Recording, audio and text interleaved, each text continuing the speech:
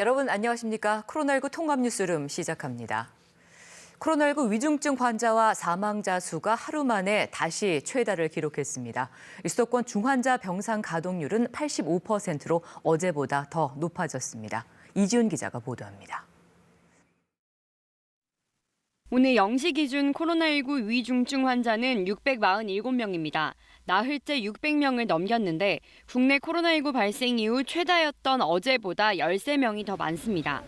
위중증 환자 가운데 60대 이상 고령층 환자 비율이 약 85%를 차지했습니다. 10대 위중증 환자는 2명, 20대와 10살 이하 위중증 환자도 각 1명이었습니다. 오늘 사망자는 56명으로 어제에 이어 또 최다 사망자가 나왔습니다. 사망자 대부분이 60대 이상 고령층인 가운데 50대 사망자는 2명, 30대 사망자는 1명이었습니다. 오늘 코로나19 신규 확진자는 3,928명을 기록했습니다. 국내 발생이 3,893명, 해외 유입이 35명입니다. 수도권에서 78%에 달하는 확진자가 나온 가운데 서울에선 하루 사망자가 26명으로 최다를 기록했습니다. 하루 사이 서울의 중환자 병상 가동률은 86%로 더 높아졌습니다. 인천과 경기의 중환자 병상 가동률도 여전히 80%를 넘긴 상태를 유지하고 있습니다. 경북은 남아있는 중환자 병상이 없는 것으로 집계됐습니다. 한편 정부는 내일 코로나19 상황 악화에 대응하기 위한 방역 강화 방안을 발표합니다. 단계적 일상 회복을 유지하되 방역 패스의 적용 범위를 넓히는 방안 등이 거론되고 있습니다. 정부는 방역 패스 유효 기간을 6개월로 정하는 것에 대해서도 함께 발표할 예정입니다. KBS 뉴스 이지윤입니다. 코로나19의 새로운 변이 바이러스 오미크론 감염 사례가 유럽 곳곳에서 발견되면서 전 세계가 긴장하고 있습니다. 외국인 입국을 규제하고 방역을 강화하는 나라들이 빠르게 늘고 있습니다. 하준수 기자의 보도입니다. 벨기에에서 오미크론 첫 감염자가 확인된 뒤 유럽 여러 나라에서 확진자가 보고됐습니다. 영국에서는 첼름스퍼드와 노팅엄 지역에서 각각 오미크론 변이 감염 사례가 확인됐습니다. 두 사람 모두 남아프리카 공화국에 다녀왔습니다. 또 독일 남부 바이에른주에서 2건의 오미크론 확진 사례가 확인됐고 이탈리아에서는 모잠비크를 다녀온 기업인이 감염됐습니다. 체코에서는 나미비아에서 건너온 한 사람이 오미크론 변이에 감염된 것으로 의심돼 조사 중입니다. 네덜란드 보건당국은 암스테르담 공항에 도착한 남아공발 여객기 2대에서 61명의 승객이 코로나19 양성 판정을 받았는데 이들 중 일부가 오미크론 변이에 감염됐을 가능성이 있다고 밝혔습니다. 오미크론 변이가 빠르게 확산하자 각국의 대응 수위도 높아지고 있습니다. 오미크론 감염자 1명이 발생한 이스라엘은 앞으로 2주 동안 모든 외국인의 입국을 전면 금지했습니다. 또 확진자와 접촉한 사람을 추적하기 위해 대테러 전화 추적 기술을 재도입하기로 했습니다. 미국 뉴욕주는 오미크론 변이 확산 가능성에 대비해 비상사태를 선포했습니다. 이에 따라 남은 병상이 10% 미만이거나 주 정부가 따로 지정한 병원들은 비응급, 비필수 환자들을 거부할 수 있습니다. 영국은 모든 입국자들에게 이틀 안에 유전자 증폭 검사를 받고 음성이 나올 때까지 자가 격리하도록 입국 규제를 강화했습니다. 싱가포르는 지난 2주 동안 남아공과 주변 6개 나라를 방문한 이력이 있는 사람들의 입국과 환승을 금지했습니다. 마카오도 최근 3주 동안 남아공과 주변 7개 나라에 머문 사람을 마카오행 비행기에 태우지 못하도록 했습니다. 일본은 남아공 등 아프리카 9개국에서 온 입국자를 10일 동안 격리하도록 했고 타이완은 남아공 등 6개국에서 온 사람들을 3주 동안 격리하도록 했습니다. KBS 뉴스 하준수입니다.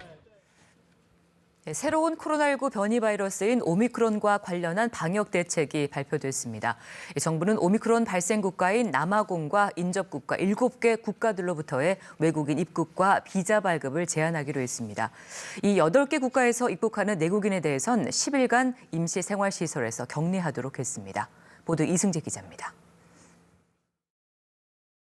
중앙방역대책본부가 오미크론과 관련해 남아공 등 8개 국가에 대해 방역 강화 국가와 위험 국가, 격리 면제 제외 국가로 지정했습니다. 검역 조치가 강화되는 국가는 남아공과 보츠와나, 짐바브웨, 나미비아, 레소토, 에스와티니, 모잠비크, 말라위입니다.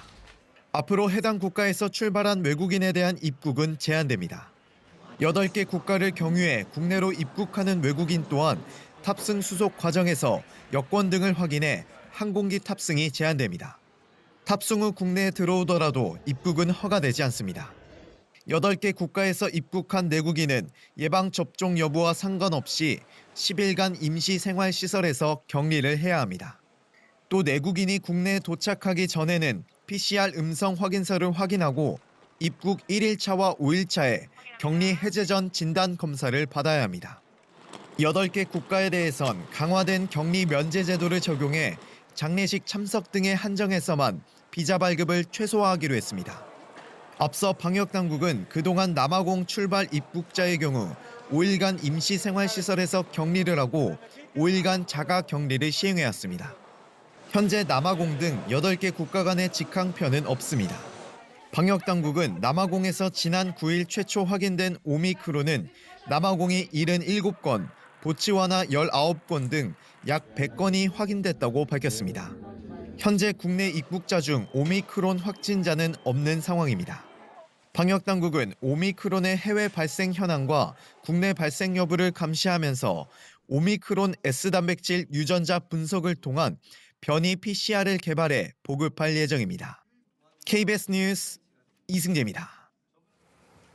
네, 코로나19 위중증 환자 수가 증가세를 보이고 있고 중환자 병상 가동률도 높은 수치입니다. 또 새로운 변이 바이러스로 전 세계가 비상인데요. 코로나19 상황 이충원 의학 전문 기자와 자세한 얘기 나눠보겠습니다. 네, 기자, 새로운 변이 바이러스 오미크론이 출현해 전 세계가 바짝 긴장하고 있군요. 일단 코로나19 바이러스가 계속 변이가 출현하고 있습니다. 그래서 그 그리스어 알파벳을 따라서 이제 명명을 하고 있습니다. 네네. 영어의 A, B, C, D처럼 그리스어는 알파, 베타, 감마, 델타, 또 뮤 변이까지 12개가 나온 상태였는데 이번에 15번째 철자를 따서 15번째 철자명이 오미크론이거든요. 네네. 그래서 WHO에서 오미크론으로 이번에 명명을 했습니다. 이 오미크론 변이는 아프리카 보츠나와에서 10월 11일 날 처음 발견이 됐고요. 지금 11월 9일쯤에 남아프리카 공화국에서 발견돼서 남아프리카 공화국에서 계속 지금 확산되고 있는 상황입니다. 네. 전 세계적으로도 홍콩, 이스라엘, 또 벨기에, 영국, 독일, 유럽 각국 한 9개 국가 등에서 지금 남아프리카 공화국 등지에서 들어온 사람을 통해서 지금 발견이 되고 있는 상황입니다. 네, 뭐 지금 말씀하신 것처럼 네덜란드에서 남아공발 여객기 2대에서 61명이나 양성 판정을 받고 호텔을 격리됐다는 제가 보도를 봤는데 아직 그게 이제 이 오미크론 변이인지는 확실하지는 않지만 않죠. 가능성이 상당히 높다 이렇게 얘기가 나오고 있습니다. 네네. 지금 뭐 전 세계적으로 우세종인 델타 변이보다 전파력을 보면 더 어떻습니까? 더 센가요? 일단 과학적으로 보면 코로나19 바이러스는 껍질이 있고요. 거기에 튀어나온 게 돌기입니다. 이 돌기 단백질을 통해서 인체에 침투하게 되는데 이 돌기 단백질의 변이가 32개나 있다고 합니다. 델타 변이도 기존 바이러스보다는 전파력이 세잖아요. 그런데 이 델타 변이보다도 한 2배 정도 지금 변이가 많아서 그렇다면 델타 변이보다 더 전파력이 높은 게 아니냐 하는 그런 얘기가 나오고 있는 상황이고요. 네. 실제로 남아공에서 이 델타 변이가 퍼질 때를 보면 우세종, 그러니까 가장 많은 걸 차지하는 걸 우세종이라고 하죠. 우세종이 되는데 한 3개월 이상이 걸렸는데 최근에는 한 달도 안 돼서 오미크론은 이미 우세종이 돼 있는 상태입니다. 그렇다면 그만큼 전파력이 세지 않나. 일각에서는 전 세계로 번지는 건 또 시간 문제다. 이런 추정도 내놓고 있습니다. 네, 뭐 말씀하신 것처럼 전파력도 참 중요한 문제긴 하지만 또 얼마나 이 바이러스가 치명적인 것인가 이것도 큰 문제인 것 같아요.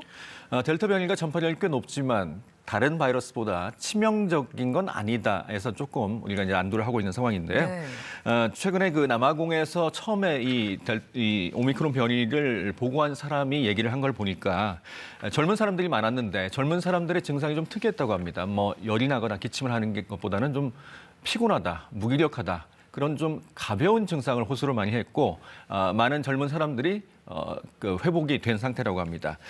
그렇다면 치명률이 그리 높지 않은 것으로 일단은 추정은 되지만 이게 이제 기저질환을 갖고 있는 사람이나 60살 이상의 노인에서 증상이 생겼을 때 어떻게 될지는 좀 지켜봐야 될 일입니다. 네, 그럼 문제는 뭐 지금 나와 있는 백신으로 이 전파를 막을 수가 있느냐, 얼마나 더 효과가 있느냐가 또 관건인데요. 지금 백신은 기존의 바이러스, 코로나19의 애초에 제일 처음 바이러스를 중심으로 해서 만들어졌죠. 그런데 앞서 말씀드린 것처럼 바이러스가 침투하는 돌기 단백질에 지금 변이가 32개나 있기 때문에 그렇다면 기존 바이러스가 효과가 없는 게 아니고 기존 백신이 효과가 없을 가능성도 있다. 이런 얘기들이 나오고 있습니다. 지금까지 변이들이 상당히 많았는데 알파 변이도 있고 네. 델타 변이까지도 네. 예방 효과가 있었잖아요. 기존 네. 백신이. 네, 또 네. 중증화율은 상당히 중증을 막는 것으로 지금 되어 있는데 그렇다면 실험실에서 이 그 오미크론 변이를 가지고 그 백신의 중화 능력을 평가를 하는 데만 실험실 평가를 하는 데만 한 2주 정도 걸립니다. 그런데 이 실험실 평가가 확실한 건 또 아니기 때문에 사람을 대상으로 또 평가를 하는데 최소한 3개월 걸리는데 네. 일단 2주 뒤에는 가능성을 좀 엿볼 수 있을 것 같습니다. 이게 뭐 효과가 좀 있을 가능성이 높다든지 네네. 효과가 있을 가능성이 낮다든지 네네. 2주 정도 일단 시간이 걸릴 것 같고요.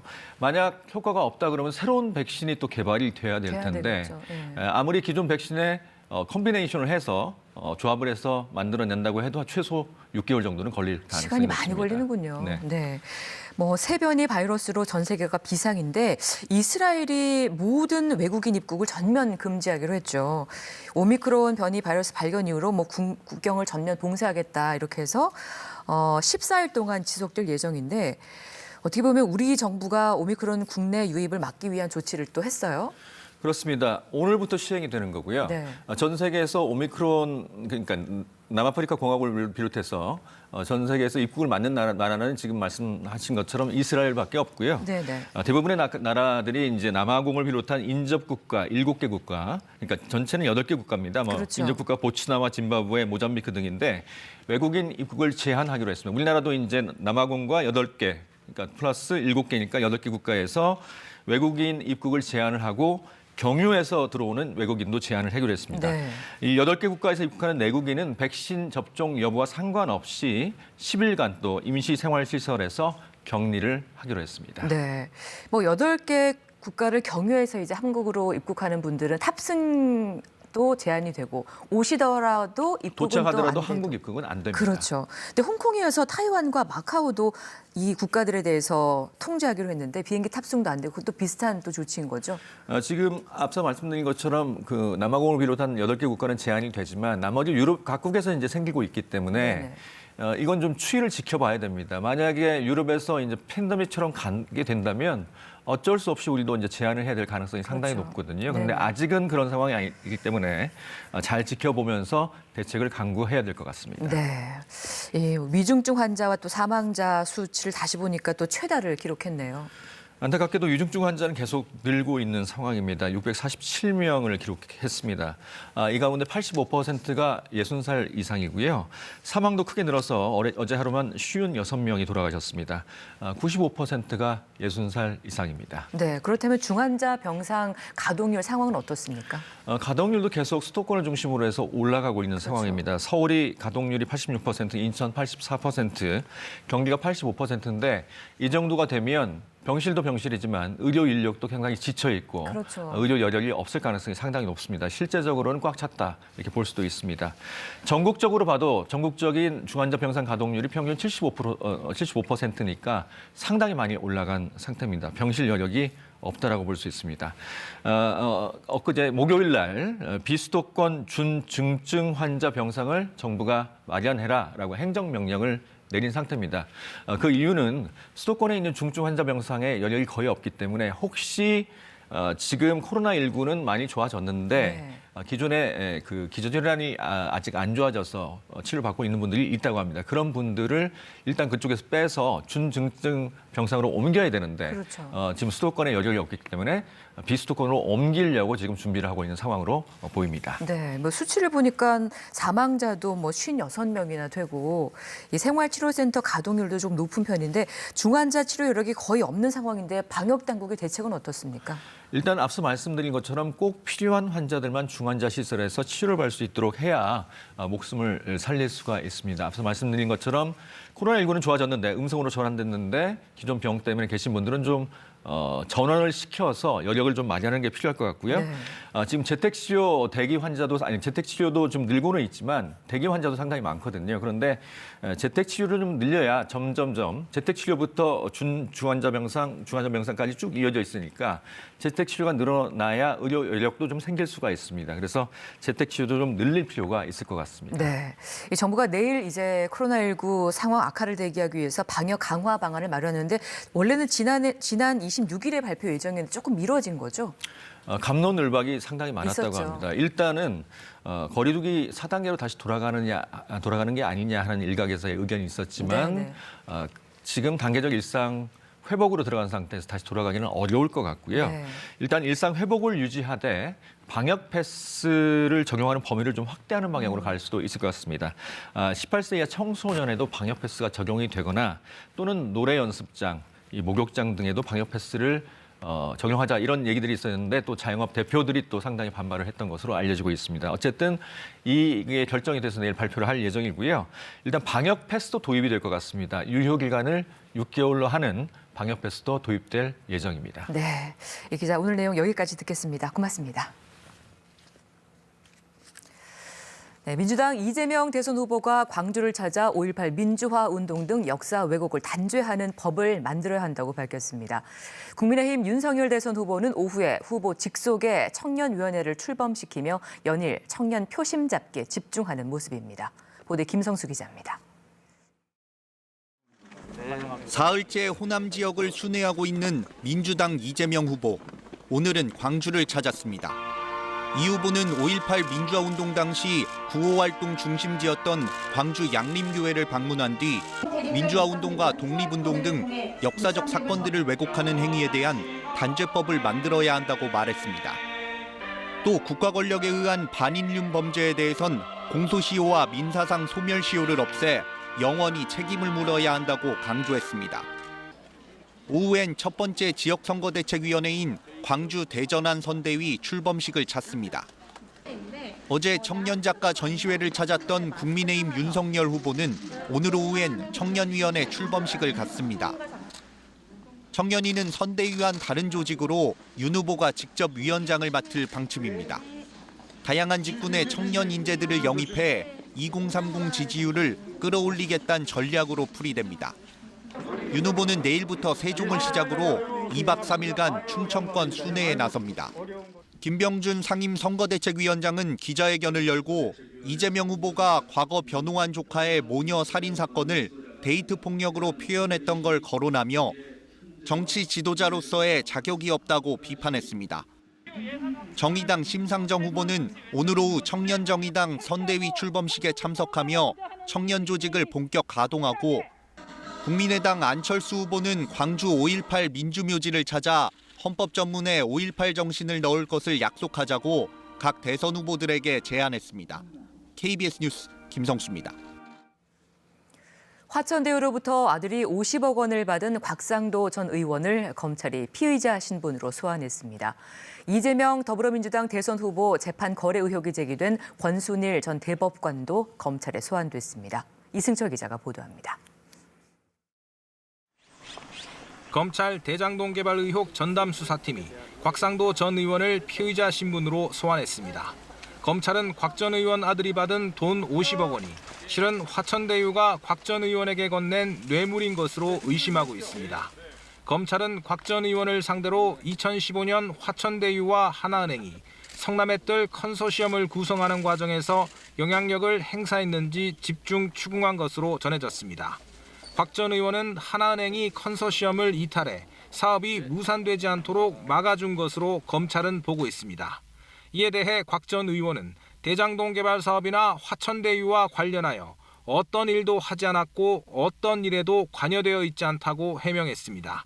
전담 수사팀은 권순일 전 대법관도 소환 조사했습니다. 권 전 대법관은 이재명 더불어민주당 대선 후보 상고심에서 무죄 의견을 낸 대가로 화천대유 고문으로 위촉됐다는 의혹을 받아왔습니다. 퇴임 2달 뒤 화천대유 고문 자격으로 다달이 1,500만 원을 받았다가 논란이 불거지자 전액 기부했습니다. 이재명 후보는 관련 의혹을 부인했습니다. 권순일 대법관은 저는 정말로 일면식도 없는 분이세요. 대법관이라고 하는 분들이 누군가 부탁했다고 자신의 법적 판단, 양심과 법률에 의한 판단을 바꿀 거라는 상상 자체가 너무 황당한 일이라는 말씀드리고요. 이른바 50억 클럽으로 거론돼 온 박영수 전 특검과 홍성근 머니투데이 회장에 이어 곽상도 전 의원과 권순일 전 대법관까지 소환되면서 정관계 로비 의혹 수사가 본격화되고 있습니다. KBS 뉴스 이승철입니다. 이른바 윤창호법으로 불리는 도로교통법상 음주운전 가중처벌 조항 일부가 위헌 결정을 받으면서 검찰이 후속 조치에 나섰습니다. 대검찰청은 먼저 윤창호법을 적용해 수사 중인 사건은 음주운전 일반 규정을 적용하도록 하고 1, 2심 재판이 끝나지 않은 사건도 음주운전 일반 규정을 적용하기 위해 공소장을 변경하도록 했습니다. 이미 변론이 끝나 선고를 기다리고 있는 사건은 변론 재개를 신청한 뒤 공소장을 변경하기로 했습니다. 형이 확정된 사건은 재심 청구가 있는 경우 재심 절차에서 공소장을 변경하도록 했습니다. 다음 주에는 우리 경제의 현재 상황을 들여다볼 수 있는 주요 지표들이 잇따라 나옵니다. 11월 물가 상승률과 수출 실적을 포함해 실물 경제 흐름을 보여주는 산업활동 동향도 발표됩니다. 최대수 기자가 전해드립니다. 통계청이 목요일인 다음 달 2일 11월 소비자 물가 동향을 발표합니다. 앞서 지난달 소비자 물가는 국제 유가 상승의 여파 등으로 1년 전보다 3.2% 상승하며 9년 9개월 만에 최고치를 기록했습니다. 소비자 물가 상승률은 4월 이후 6개월 연속 2%대를 기록하다 지난달에는 3%대까지 뛰어올랐습니다. 다만 통계청은 11월부터 통신비 지원의 기조 효과가 줄어들고 유류세 인하 같은 가격 안정 조치가 영향을 미칠 거라며 물가 상승세가 다소 진정될 거로 보고 있습니다. 한국은행이 물가 상승 압력을 기준금리 인상의 주요 배경으로 꼽은 만큼 11월 소비자 물가는 내년 1분기 추가금리 인상 여부를 가늠할 시금석이 될 거로 보입니다. 수요일인 다음 달 1일에는 11월 수출액이 발표됩니다. 지난달 수출은 555억 달러를 넘어서며 월 기준 역대 2위를 기록했습니다. 월별 수출액은 12개월 연속 증가했는데 이에 따라 올 들어 지난달까지 누적 수출액은 이미 지난해 수출 실적을 넘어섰습니다. 이런 증가세로 볼 때 올해 연간 수출액은 6천억 달러를 넘어 최대 수출 기록을 경신할 거로 예상됩니다. 실물 경제 흐름을 보여주는 10월 산업활동 동향은 화요일인 이달 30일에 나옵니다. 앞선 9월 산업활동 동향에서는 백신 접종 확대와 국민지원금 지급 등으로 전산업 생산이 석 달 만에 플러스로 돌아섰습니다. 다만 글로벌 공급망 차질과 주요국 회복 속도 둔화 가능성 같은 불확실성이 지속되고 있는 만큼 10월 전산업 생산이 개선 흐름을 이어갈지도 관심입니다. KBS 뉴스 최대수입니다. 서울시가 코로나19 장기화로 어려움을 겪고 있는 관광 특구와 매출 하락이 극심한 상권 등에서 사용할 수 있는 전용 상품권을 발행합니다. 서울시는 이달 말부터 연말까지 모두 3,500억 원 규모의 상권 회복 특별 지원 상품권을 발행한다고 오늘 밝혔습니다. 이 상품권은 서울도심 4대 관광특구 전용 상품권 1,000억 원과 25개구 특별 피해 상권에서 사용 가능한 상품권 2,500억 원으로 나눠져 있는데 1인당 50만 원까지 10% 할인된 가격으로 살 수 있습니다. 코로나19 델타 변이 바이러스 진단의 정확성을 크게 향상할 수 있는 표준 물질이 국내에서도 처음 개발됐습니다. 델타 변이 진단 키트의 효율성과 신뢰성을 더 높일 수 있을 것으로 기대됩니다. 조용호 기자의 보도입니다. 지난해 10월 인도에서 처음 발견된 델타 변이 바이러스. 다른 변이 바이러스보다 전파 속도가 훨씬 빠르고 심각한 증상을 유발하고 있습니다. 그래서 지금 세계적으로 다시 확산하는 코로나19 대부분도 델타 변이 바이러스입니다. 이 델타 변이 바이러스를 더 정확하고 신속하게 검출해 진단할 수 있는 유전자 표준 물질이 국내에서 개발됐습니다. 한국표준과학연구원이 만든 이 표준 물질은 국내에서 분리된 델타 변이주를 배양해 유전체 RNA 리보핵산을 추출한 뒤 유전자 증폭 검사를 이용해 만들었습니다. 유전자를 합성해 만드는 기존의 표준 물질과 달리 실제 바이러스를 배양한 게 특징입니다. 세포에서 배양을 해서 거기서 추출한 RNA를 했기 때문에 전체 바이러스가 다 유전체가 들어가 있고요. 이 표준 물질은 현재 사용 중이거나 개발 중인 진단 키트에 활용해 양성, 음성 판정의 정확도를 더 높일 수 있습니다.